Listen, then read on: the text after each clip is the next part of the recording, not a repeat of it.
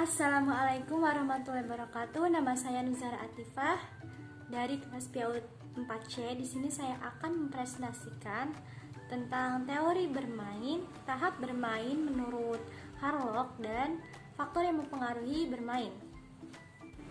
Teori bermain itu dibagi menjadi dua, ada teori klasik dan teori modern. Teori klasik dibagi lagi menjadi 4, ada teori surplus energi, teori rekreasi, teori rekapitulasi, dan teori praktis. Dan modern dibagi lagi ada teori psikoanalisis, teori kognitif Jean-Piaget, teori kognitif Vygotsky, dan teori imajinatif. Yang pertama itu teori klasik. Ada teori surplus energi. Teori ini dikemukakan oleh Herbert Spencer. Beliau mengatakan bahwa kegiatan bermain dan permainan anak-anak terjadi karena mereka memiliki kelebihan energi. Kelebihan energi ini yang menggerakkan anak-anak untuk bermain dengan aktif. Teori surplus energi hanya berlaku untuk manusia dan binatang yang dianggap memiliki tingkat evolusi tinggi sehingga bisa bergerak dan bermain karena kelebihan energi. Energi yang berlebih dianalogikan dengan sistem kerja air atau gas yang mempunyai tekanan ke segala arah untuk menyalurkan kekuatannya. Selanjutnya ada teori rekreasi. Teori ini dikemukakan oleh Skeler dan Nazarus. Mereka berpendapat bahwa bermain dan permainan anak-anak merupakan sebuah rekreasi. Rekreasi di sini diartikan sebagai kegiatan yang menyenangkan dan mendatangkan kegembiraan bagi anak-anak. Hal ini berlawanan dengan teori sebelumnya, yaitu teori surplus energi. Teori ini berpendapat bahwa permainan itu bisa memulihkan energi yang sudah terkuras. Yang ketiga ada teori rekapitulasi. Teori ini dikemukakan oleh Stanley Hall. Beliau berpendapat bahwa anak-anak itu adalah bagian dari mata evolusi dari binatang hingga menjadi manusia. Hal ini berarti bahwa mereka telah melewati perkembangan kehidupan. Pada hakikatnya setiap perkembangan manusia yang sekarang merupakan suatu pengulangan dari kegiatan pada masa lalu atau kegiatan dari nenek moyang yang terdahulu. Contohnya adalah kegiatan berburu, lalu kegiatan memancing, adat istiadat, meramu, dan yang lainnya. Itu semua diwariskan oleh nenek moyang terdahulu dan hingga sekarang juga tetap masih ada. Yang keempat, ini adalah teori terakhir dari teori klasik. Ada teori praktis dikemukakan oleh Carl Gross yang menyatakan bahwa anak-anak bermain itu untuk melatih naluri atau instingnya. Anak-anak tidak hanya sekedar bermain saja, tetapi juga untuk membangun naluri yang berkaitan dengan mengenal dan memahami dunia dengan tujuan agar anak-anak akan menjadi individu yang dapat bertahan hidup di lingkungan dengan kondisi apapun. Selanjutnya itu ada teori modern. Pertama ada teori psikoanalisis. Dasar teori ini dilakukan oleh Sigmund Freud. Beliau menyatakan bahwa kegiatan bermain sama saja dengan kegiatan anak-anak melamun, berangan-angan. Seperti yang kita ketahui bahwa anak-anak itu memiliki dunia sendiri ketika bermain. Mereka berangan-angan dengan menurut imajinasi mereka sendiri. Melalui kegiatan bermain inilah anak bisa menyalurkan emosinya sesuai dengan kondisi saat itu. Contohnya, mereka dapat mengekspresikan segala perasaan negatif yang ada dalam dirinya dengan marah, sedih, kecewa, dan yang lainnya. Yang kedua ada teori kognitif dari Jean-Piaget. Jean-Piaget ini mengemukakan adanya keterkaitan antara kegiatan bermain dengan perkembangan kognitif dan intelektual pada anak. Ia menyatakan bahwa sejalan dengan perkembangan kognisinya, kegiatan bermain mengalami perubahan pola dari tahap sensori motor hingga operasional formal. Bermain bahkan tidak hanya mencerminkan tahap perkembangan kognisi yang telah dicapai oleh satu individu, tapi sekaligus juga memberikan sumbangan terhadap perkembangan kognisi itu sendiri. Yang ketiga itu ada teori kognitif dari Vygotsky. Vygotsky memandang bahwa bermain pada anak-anak itu untuk mengoptimalkan perkembangan kognitifnya. Anak pada awalnya belum bisa berpikir secara abstrak, belum bisa memisahkan antara makna atau pengertian dengan bendanya.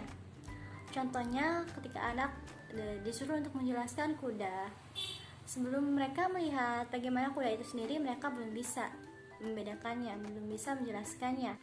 Namun ketika bermain, anak tanpa disadari sudah belajar untuk melatih abstraksinya.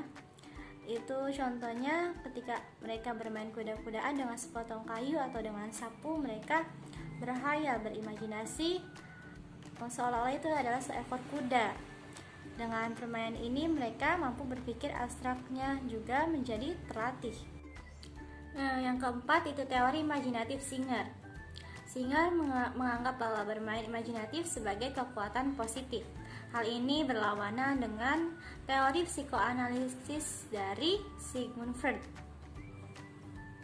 Bagi Singer, bermain merupakan cara bagi anak untuk menangkap sesuatu berbagai stimulasi baik dari lingkungan maupun dari dalam dirinya sendiri, serta melatih aktivitas otak dalam merekam dan memainkan kembali pengalaman-pengalaman yang dimilikinya. Kemudian pembahasan selanjutnya itu tahap bermain menurut Harlow. Ada 4. Yang pertama itu tahapan penjelajahan atau exploratory stage, berupa kegiatan mengenal objek atau orang lain, mencoba menjangkau atau meraih apa yang ada di sekelilingnya. Di sini anak sudah bisa merangkak dan berjalan, sehingga mereka akan mengamati setiap benda yang diraihnya.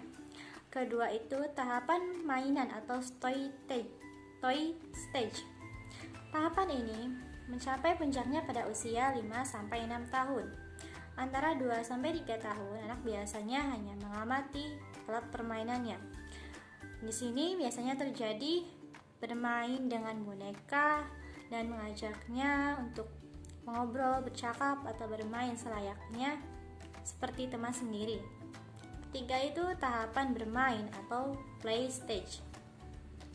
Biasanya terjadi bersamaan dengan mulai masuk sekolah dasar. Pada masa ini, jenis permainan anak itu semakin bervariasi, bermacam-macam. Lama-kelamaan itu anak akan menjadi permainan itu akan menjadi games. Semua alat permainan itu akan menjadi games, olahraga, dan bentuk permainan yang lain yang juga bisa dilakukan oleh orang dewasa. Terakhir itu tahapan melamun atau daydream stage. Tahapan ini diawali ketika anak mendekati masa pubertas, di mana anak mulai kurang berminat dengan permainan, kegiatan bermain yang tadinya mereka sukai pada masa kecilnya.